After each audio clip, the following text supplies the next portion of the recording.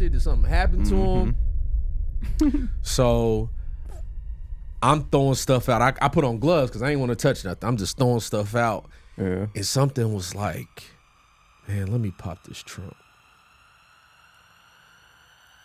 I popped the trunk and there was a dead body in it.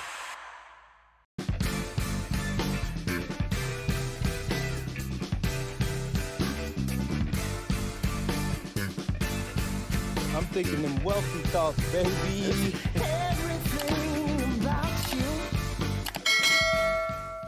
What's up, everybody? It's your boy, StephenMotivate, back again with another episode of Wealthy Thoughts. Look, I got my co-host with me here again today. Introduce yourself, Steve. Steve James, what's up, y'all? What's up? How you feeling today, man? Man, I'm good, bro. I'm happy to be alive, dog. Happy to be alive, even with all the tests and trials that come with being alive. Even with all the tests and trials, and we've had a lot of them. We have had those for sure, and we are sure that y'all have had them too. No, facts. And one reason we want to come to you today is to tell you that it ain't always easy being an entrepreneur. We try to say this a lot over and over again because we think that there's this air of mystery around entrepreneurship, like it's the ticket out, work for yourself, ownership, be a baller, quit your day job. And while a lot of that is true, a lot of that comes at a cost. In fact, the entrepreneur is probably, if not the most, he's probably close to the most. He or she is probably close to the most, what would I call it? Close to the most difficult position that exists because they're solving problems, but they're not always solving problems that they're familiar with. So if you think about a doctor, okay, yeah, a doctor is solving problems, but he's got 10 years or she's got 10 years and 20 years of education experience, got an idea of what to do. But from an entrepreneurial standpoint, sometimes you're solving problems that you just didn't expect, whether it's from finance to marketing to logistics to operations to customer service to product quality. There are all these different things, and the entrepreneur is tasked with figuring it out. And I seen a little poster the other day said, all things are figure-outable. Everything is figure-outable. And so, I like that. yeah. So today, y'all, we always tell you about ways to get money, ways to think about money, and a reoccurring theme on this show has been talking about Turo. Steve and I started Turo a few years back as a side hustle and an additional revenue stream. And it was pretty good at the time, especially when we first got started. It was a play. It was a money maker. But with all that money making has come some significant headaches. So today we want to talk about, I think we're going to call this episode Turo Horror Stories. That's a tongue twister for me. Yeah. Turo Horror Stories. So, yeah. It gets messy. I think people need to, this episode is important because people need to learn from these stories and, can potentially, not have to go through the type of stuff that we've gone through, even though some stuff is just, some stuff is out of your hands. You know what I mean? When it comes to these vehicles, some stuff is just out of your hands. Yeah. You can have all the security, all the everything in the world, but something still can come up and be like, Yeah. ow. When you're outside of the the classroom when you're outside of the video watching this and learning about it, and you hit real life, the real pavement. Yeah. Things Take heed. take heed. Yeah, take heed. Because, when we first got started in Turo, we didn't have, it was just a good facade. It was like, Beautiful. you get these cars and you make all this money. Well, But there really wasn't a platform that we had followed that told you about the horror stories. no, And not in detail. yeah, and until you actually go through it, like we've had, you just don't know. Yeah. You know what I mean? So we're all about transparency, and we're all about telling people the good and the bad. Yep.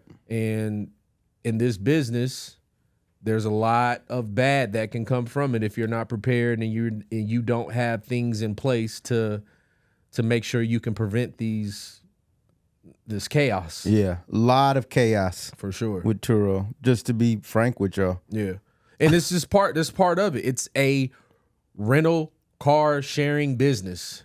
So you can imagine what the big boys go through, Hertz, Enterprise, they go through certain things. You know what I mean? And these are just things that happen, things that you should be mindful of if you're getting into this business, because if someone would have told us certain things, we could have potentially not went through some of the stuff that we went through. Absolutely. So Yeah, and it's still so as we give you this disclaimer, it's still a good training ground to learn some stuff. And if I was starting over, there's 100 things I would do differently. But even if I do everything differently, it's likely still some stuff gonna come up. So you want to start, or do you want me to start? man, I can start. Start. Tell them something crazy that happened, and try to be as brief. As every story is like a Everyone is It's a everyone book. is tough. I can give you my very first scare, I should say, was with in LA, my Dodge Charger. It's the 392 Hemi. A guy hit me up on Facebook Marketplace because I had all of my stuff on different platforms. the big boy. That when you turn that car on, it'll shake you. Yeah, you turn that car on. It'll shake your patio.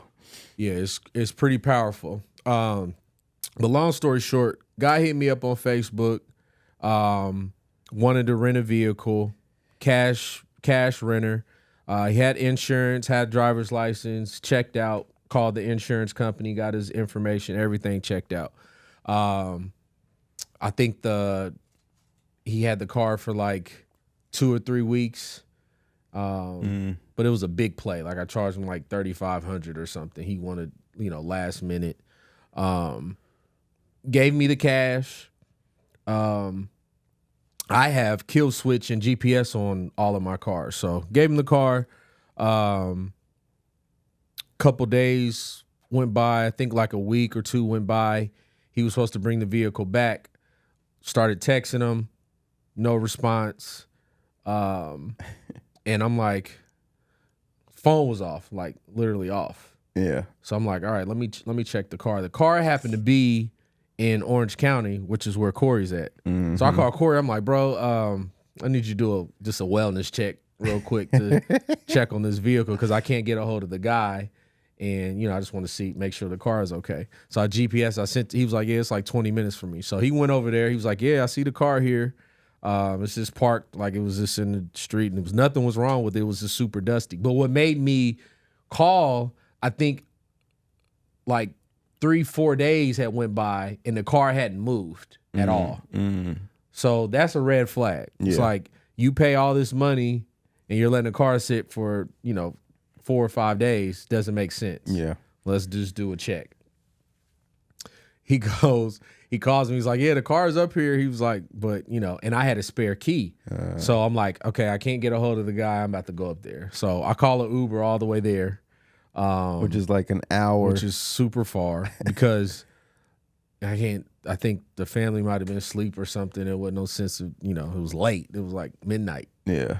So I get there and there's stuff everywhere inside of the car. Like I got my key. Now, mind you, I'm nervous because this is my first time like confiscating the car. Yeah. So I'm like, all right, let me make sure, because it's dark. The car is just, So I unlock the car. There's stuff everywhere. I get to the gas station and I had brought gloves with me because, he just had stuff everywhere. Yeah. Just filthy. So I put the gloves on and I just remember like being at the gas station. Once I'm throwing stuff away, I found a phone. Like he had got another phone and it was like lodged in the seat. So I'm like, what is, like, how did he leave his phone? Like, I'm like, did he get arrested? Did something happen to him? So I'm throwing stuff out. I put on gloves because I ain't want to touch nothing. I'm just throwing stuff out. Yeah. And something was like, man, let me pop this trunk. I popped the trunk and there was a dead body in it. No, I'm just kidding. I'm just playing. But in my mind, that's what was in the trunk. Yeah. And then I'm like, if I pop this trunk, they got cameras here. I got on gloves. I got on blue gloves clearing the car out. And I'm like, if there was a body in this trunk. So I popped the trunk. Nothing was in there, thankfully. It was just stuff everywhere. But I throw all the stuff out. And I'm like, man, let me just get out of here before I get pulled over or something. So I took the car all the way home. Never heard from the dude. Never. Wow. So he paid the money and disappeared. Only thing he had was his key. So I don't know. Oh, here's the kicker. I go into the glove box. There was a pink slip, like the title. Mm-hmm. But the title had all of his information on it, but my information from the VIN number and everything. So he had somehow switched the registration to be his name with the title. What? So here's for people that are renting with Turo, do not put your registration in the vehicle because they're so crafty now. Wow. They'll take your information, put their stuff on there. So it looked like he was trying to do a sale because once that goes to the DMV and he has the title and if he has an inside person in the DMV, that car is gone. Wow. He has he has the title, he has the registration that's in his name. So he somehow got a pink slip and put all his information on there. So when I go in the glove box, it just so happened that I see it. I'm like, why has he got this pink slip? But I'm matching everything together. My VIN number, my everything, the type of vehicle, everything on this piece of paper. I'm like, this dude probably got arrested, you know what I mean, for fraud or something. Like, trying to sell the vehicle. I just don't know. I never know what came of that. But that was just a lesson like, oh, I'm not leaving my registration in the vehicle no more. And if I do, I'm crossing out certain things or, you put a dummy one in there to say, hey, this is a rental car. Yeah. If you get pulled over by the police, this is a rental car. If you run the VIN, you can see everything comes back because people will take your information in. So that was my very first horror. Well, forgive me if I felt you look like I wasn't paying attention. I was just texting Diamond right away to make sure we get all the registrations out of all the cars. Yeah, for sure. Do that immediately. Yeah, I said because people are so crafty. When I seen that with the pink slip, it was like, oh, this is next level criminology. Fraud. Yeah, criminology.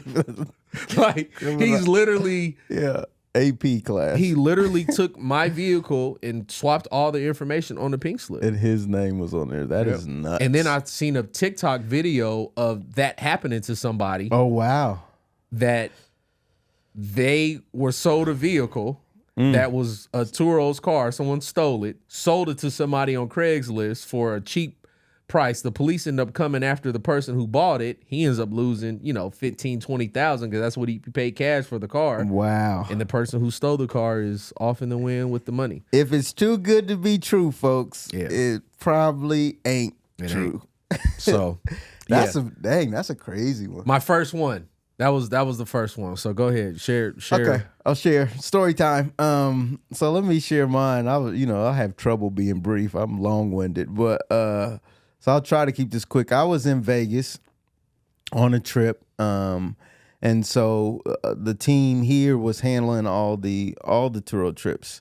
And so someone had rented the Mercedes. A lady rented the Mercedes. Mm-hmm. This was back. Right now, Turo is instant book, so you don't even have a chance to, you have to retroactively call in to cancel people. But at this time, you could kind of check a lady's profile and see, or a guest profile, and determine if you wanted to rent to them. And so I went ahead and said, okay, I'll rent to this lady. But it was kind of strange. The reason she was renting it and was just kind of like, hey, it's my birthday. I just want to drive something different. So I was like, all right, cool. Older lady.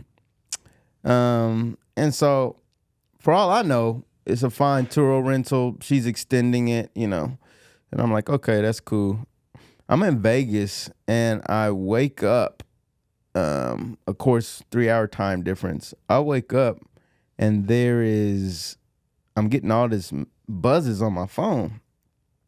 And there are like 3 cops in the driveway of my home, banging on my front door. And they're like positioning themselves around my house. Like something's about to pop off. Like something's about to pop off. For real, for real. And I'm like, what in the world? And so luckily, my wife she went to the door and was talking to the people, and then they were talking to her as if, is this Stephen's residence and da da da da. They weren't like letting her speak. They were just kind of, asking her probing questions, assuming that whatever she said was probably going to be a lie, and that I had, basically been involved in what we later to find out was a crazy car chase. So she explains to him, my husband's in Vegas right now. And, basically explains to him, we do rentals, crazy stuff happens all the time. And so eventually they put their guns down and, relax. But so come to find out, this lady didn't have the car at all. She had given it apparently to her son, and so her son had the car, from what we know. But what had happened was apparently someone stole the car from the son. At least that's what they told us. Like early Sunday morning, had went on a high-speed police chase through South Carolina. Ran the car at this time has maybe 20,000 miles on it. It's basically a brand new car still.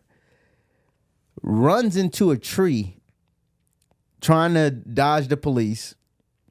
Gets out of the car and runs and escapes.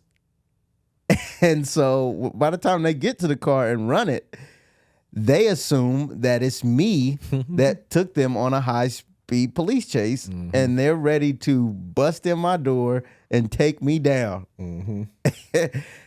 But a few, I don't know if it was days or hours later, after being on the phone with them and talking to them through my wife, we explained to them that, crazy stuff happens, da, da, da, da, and that it wasn't the lady's son. It was actually someone else that stole it. They end up finding this kid. I guess he was 18 or something, had warrants, and, he ran. So anyway, that's bad enough. So this is in some, weird small town in South Carolina. At least maybe 2 to 3 hours away from Charlotte. So, of course, I'm out of town. The police impound the car, and they take it to a repair shop. So it's like, all right, because some of you might be wondering, like, what happens if somebody wrecks your car? Okay. So this is where the story gets even crazier. So this is February of, I think, 23 of last year. So take it to this repair shop. This guy says, hey, it's 3 hours away. Don't worry, I can fix your car. And yada, yada, yada. I was like, all right, it's already there. It's no sense for me to have it towed back up to Charlotte. I'm just going to let you fix it.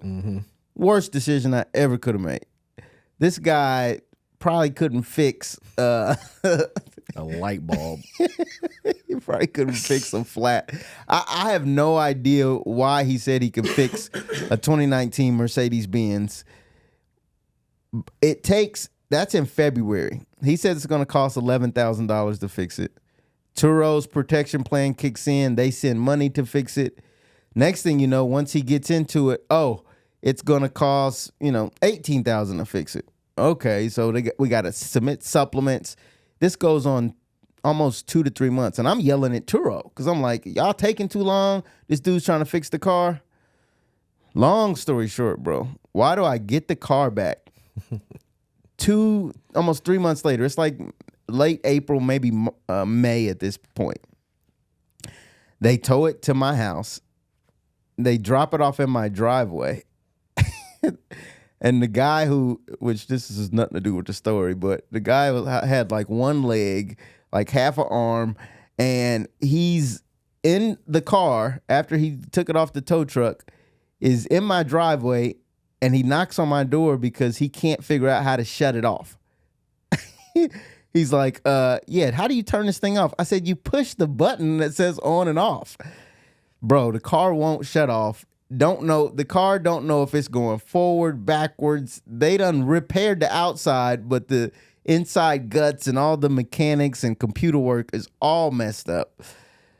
Immediately have to take it, and luckily it finally turns off. I have to take it to Mercedes-Benz, and Mercedes starts working on it. Come to find out, it's like another $15,000 worth of damage to the car because they didn't fix the right stuff. They only fixed, what you can see on the outside, but the transmission, the computer was all messed up. So the transmission didn't know if it was in reverse drive. It was crazy. So this takes another few months to figure out. And then Turo comes back to me and says, the car is now totaled because you've had so many supplements. What we thought was $11,000 is now turned into a $25,000, $30,000 repair. So they say, hey, the car is totaled now, and we need you to give it back to us, and we're not paying out anything for it. The last payment you'll get is maybe $5,000, and everything else that we already paid you, you have to figure out on your own. And I'm like, wait, I still have a loan on this car. Like, how am I going to pay it off? They're like, we don't know. That's really not our problem. So I lose it. And so now it's around June. I start sending crazy emails. I reach out. I'm a power host, so I reach out to my power host contact and tell him what's going on. He's like, hey, let me look into it for you, man. I'm sorry, da, da, da, da. Long story short, I end up talking to Mercedes and saying, hey, what really needs to be fixed on this so it can at least know what it's doing? It comes in like less than what they thought it would be. And so I pay that out of pocket myself. Let's say it's like another $1,200. And so I pay that, and then I go and get the car inspected, and it passes the inspection. I send it in to Turo. Turo accepts it, puts it back on the platform, and that whole situation goes away. It's still getting rented today. But that's horror story. That was probably horror story number 33, but Yeah. Well, I have another one. that was a bad one. Okay, you go. So I had a renter rented my Q7 on Turo. Had him drop it off and put the key. I didn't get a chance to check the car out yet. He dropped it off, and I was like, just put the key inside. Wake up the next morning because he dropped it off late. It was like 11 p.m. or something. Wow.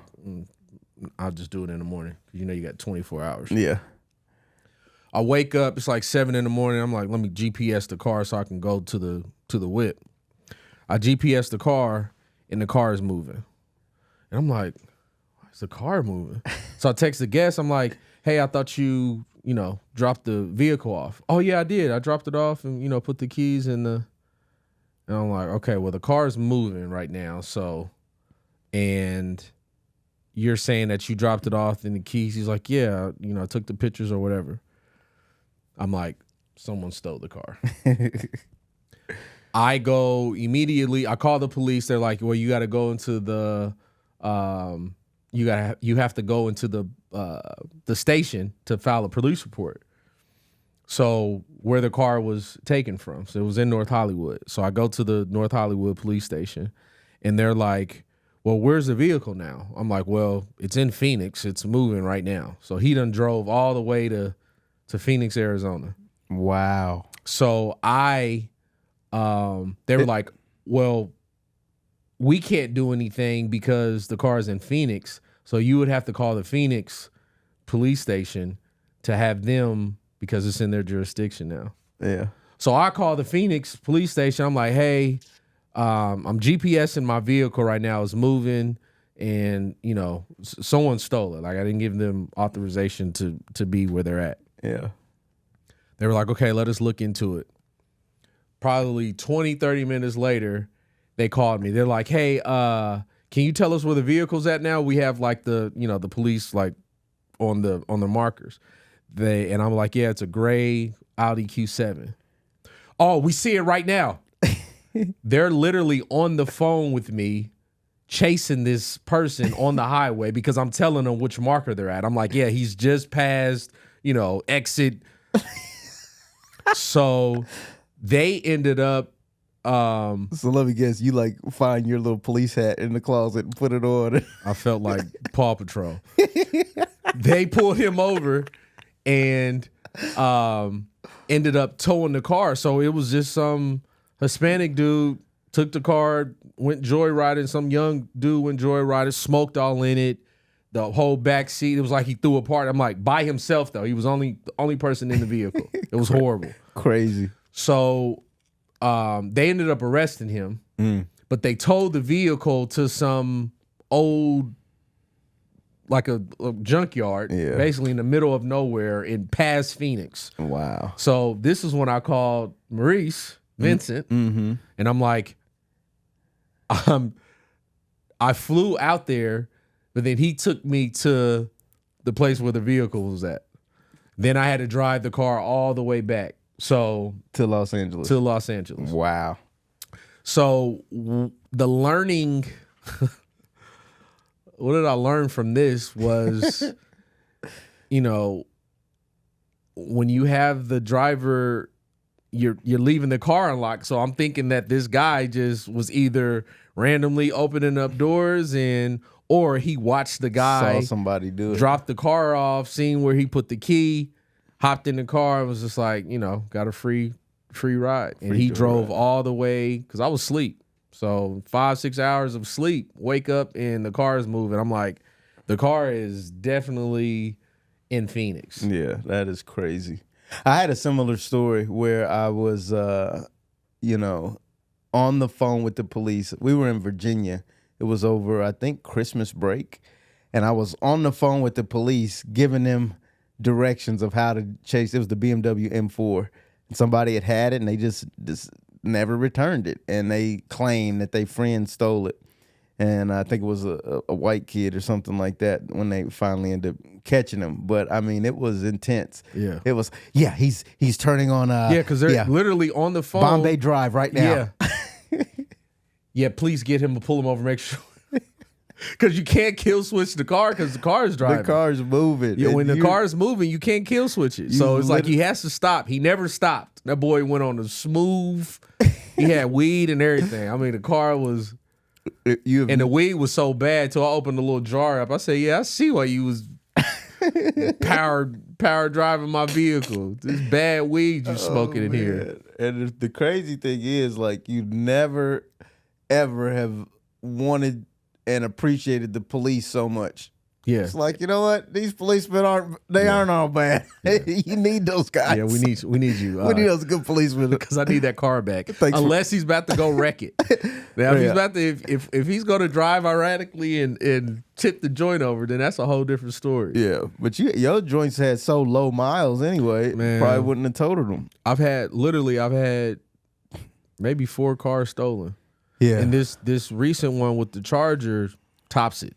Oh yeah, that was crazy. This Charger situation, And it's still ongoing mess. it takes the cake. They've literally cut the GPS, and I don't even know how that's how professional they are at stealing these vehicles. Yeah. now. Like you could have all the, the stuff in place, and they still, if they want it, they can take it. You know what I mean? So Yeah, whoever's still out get here got. stealing these vehicles, they've figured it out. And You need to quit. Your mama taught you better than that. and please bring the car back. Yeah, that's terrible. So I mean, we're out of time. I mean, we could go on. Yeah, I mean, I could we have stories for days. yeah, because I could tell about the gunshots in the Porsche hybrid. Oh God. You know, Which is through wild. the headrest, which I honestly believe He was in a shootout. I honestly believe that if that car wasn't my car, that somebody probably would have got hurt. And I just thank God that nobody got hurt, because I've actually never had a situation where anybody has passed away in a car. Thank God. Yeah. But these are the horror stories. Yeah. I mean, Turo, while we tell you, we got the Turo tips, check them out. We want to help you have a successful business. If I could start over, there's a lot of things I would do differently. But even still, like we talked about at the beginning, it can get messy. Mm-hmm. And Turo is it's a platform that, because it's a car and it moves, and there's just so many things that can go wrong. There's so many moving parts, literally, in a vehicle. Yeah. So many And components. And people, you have to understand, when you get into this business, that things are going to happen. It is the inevitable that things are going to happen. It's the car rental business. Like, you're going to, we don't even have enough time to even give you this. And these are just, stories, but we're not talking about bad renters and people that, take their car, don't pay. Yeah. You just have to do the best on your part to solidify your business, to make sure you're running it the right way. Yeah. You should always have GPS on your vehicle. You should always have a kill switch on your vehicle. Those two things will save you heartache and pain, because you know where the vehicle is. Absolutely. Now, if they're true criminals, like they can get past some people that. at it, Yep. they can cut it. I've literally pulled up to where I thought my charger was at, and the car is not even there. Yeah. They done cut the whole system out of the vehicle. So, but it's better to have it on there. My dad would always say, it's better to have it and not need it, and need it and not have it. Boom. It's better to have it and not need it, want it. What? and need it and not have it. It's better So- to have it and not need it than need it and not have it. No, that's a bar. So you need to have GPS on there, because at least you can pinpoint the last place. So if there's cameras around, it's like, okay. Yeah, you can see some evidence of Yeah. something or But other. in Indiana, they don't check for stolen vehicles. Yeah. So, wow. So imagine you call a police report and they're like, okay, Thanks. yeah, we don't go actively looking for the vehicles, but, if we happen to pull them over, Yeah. we'll contact you. It's a rabbit trail. And Yeah. it is a pure rabbit trail. And unfortunately, when you're in this business, you're opening yourself up for that. Yeah. And it's only right that we let you know about it. It's only sure. right that we tell you that bad. there not are all bad good. things Yeah. that happen. I mean, can generate over 100,000 in revenue, not profit, revenue, which has its own benefits to generating revenue and, having money flowing through your account. And there's interesting things that can happen, but doing it the right way is huge. And doing it the wrong way can be super harmful. But even if you do everything right, this is not for the weak of heart. This is a business that requires a lot of attention to detail. Mm-hmm. There's a ton of moving parts A lot of upkeep. and a lot of upkeep. Even if you don't make an egregious mistake, you still could be dealing with a headache. Turo is full of headaches. Mm-hmm. And I like the fact that it teaches you how to deal with headaches, but if you can avoid a headache, it's better than having to learn how to deal with one. For sure. So that's the Turo horror stories, y'all. Stay motivated. keep going. We should just do. We should drop this Turo Chronicles on our story, on the Wealthy Podcast story. All right, we can do it. just go down the list. All like, the stories are crazy. yeah, it's like because people need to know, like, oh, this can happen. What happens Yes. if this happens? Yeah, and people want to know. For sure. And people want to know, is Turo worth it? And the thing about it is, if you don't know your market and you just doing it any old kind of way, Turo is not worth it. Yeah. There is certain markets, you talk about Hawaii, you talk about certain parts of the country where tourism is huge, where it can be worth it, but even still, it's a lot of people in it now. You can get very saturated. I mean, it's just a ton of things. And so, look, if you want help with it, I'm happy to help you. They're even Turo's. You hear about this? Did I tell you about this? Turo's starting a thing now where you can like connect with hosts to manage it for you. So it's passive. So if you have the car, you give it to a host that they vetted for you, and then it can be a little bit more passive for you. That's crucial. Yeah, so they just started that. So Turo's trying to change some things because they realize there's some huge gaps and huge opportunities. Yeah. And they really, whoever's listening to this from Turo, you really got to start supporting the host more. Yeah. You And can't- being on the whole side. And being on the host side and not just, letting the guests do whatever. Because good guests are good. Good hosts are good. It's when the bad guests get involved and they get away with it Yeah. is the tragedy. There's a lot of getting away with stuff. It's a lot of getting away with stuff, and there's got to be a way on the front end to kind of vet that out. But until then, best of luck. Yeah.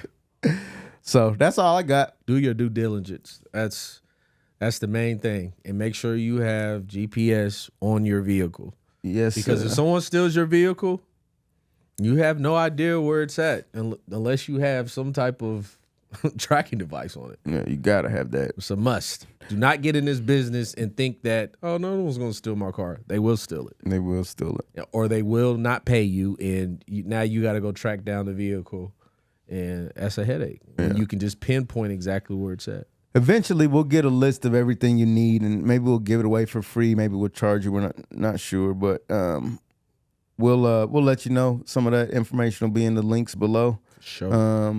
And thanks for tuning in, y'all. To all the Turo hosts out there, our thoughts and prayers are with you. Keep going. Keep going, and it could get better before it gets worse, but it may get worse before it gets better. Either way, stay motivated, y'all. Stay motivated. Peace. I'm thinking them wealthy thoughts, baby.